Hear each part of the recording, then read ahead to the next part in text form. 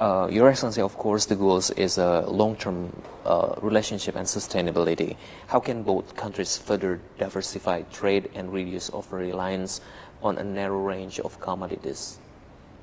Yes, of course, this is maybe one of our tasks and challenges, because, well, I'm not only diplomat and ambassador, but I'm also a consumer. And when I'm going to local markets, I didn't see any, for example, goods from Russia, from Belarus or Kazakhstan, so it means from Eurasian Economic Union member state.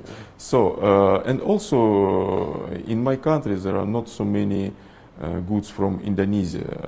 Of course, we have heard about Indonesian coffee, tea, palm oil, and some other tropical goods, but there are other brands in Russian market. So it means that we need to bring more goods, to introduce more brands from Russia, from Indonesia, and to let our business people use this potential that FTA gives them to increase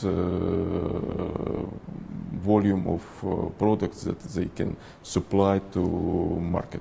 Okay, so let's speaking about BRICS, as I promised earlier, that Indonesia has officially and finally become a member of BRICS, which many see as a significant step on its global economic engagement. How does Russia view Indonesia's role within BRICS, particularly in strengthening practical cooperation between member countries?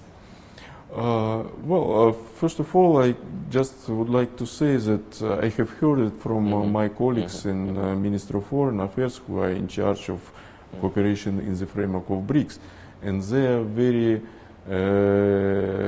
happy and they very confident that Indonesia can play an important role. And from the very first days of Indonesian memberships in BRICS, Indonesian side, Indonesian relevant ministries started to play a very active role. And I believe that there are some issues that are very important for anyone. For example, like establishing what we call sometimes independent financial infrastructure.